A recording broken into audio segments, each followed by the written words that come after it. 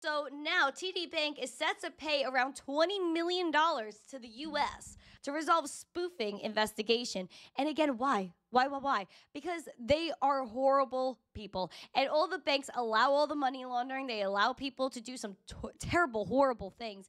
And if you even look at TD Bank's fines earlier in the year, September, they were talking about a $25 million penalty, $28 million penalty. Even last year, they were facing an egregious amount of penalties for, again, not sharing accurate information, not really sharing proper AML practices. August 22nd, there was an article right here. $2.6 billion they set aside for these AML penalties. And they were expecting a global resolution. Why? Because they're all over the world. Here are the bullet points of that. TD set aside an additional $2.6 billion last quarter for expected penalties to U.S. AML probes. That's on top of the $450 million the bank appropriated in April. All told, the bank provisioned $3.57 billion, representing their current estimate of the total fines to be paid related to AML matters, according to the CEO.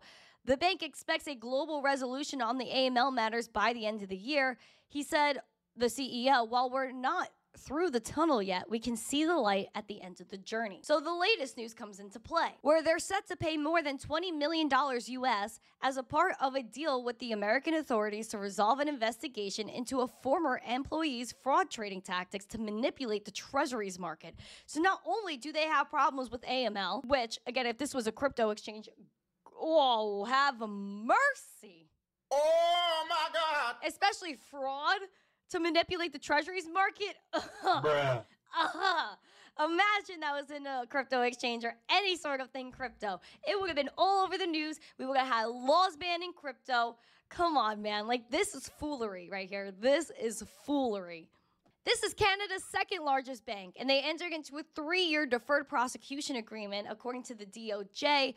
The agreement will end the criminal and civil probe, which, according to the filing, involved, quote, placing hundreds of fraudulent spoof orders amounting to tens of billions of dollars of false supply and demand in the secondary market for U.S. treasuries.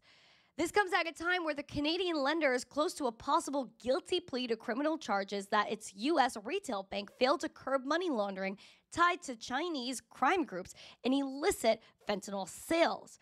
They'll pay a $12.5 million U.S. criminal penalty to resolve civil investigations by the SEC and the Financial Industry Regulatory Authority. This comes on top of an approximate $9.5 million penalty related to the agreement. The bank also agreed to pay $4.7 million in victim compensation and $1.4 million in forfeiture. Hucksters, fraudsters, scam artists, Ponzi schemes. My guy Gary getting involved in something else. And again, it kind of comes down to what he was saying right here. Come on, wait. If this was, imagine this wasn't crypto. He's talking about the banks. Go. Is going to have a challenge building trust, Right. and it already has a challenge building trust when there's so many fraudsters, scammers, grifters in the field, and there are. But what happens? Dude, if he was talking about the banks, oh, that would have been so perfect. That would have been so perfect.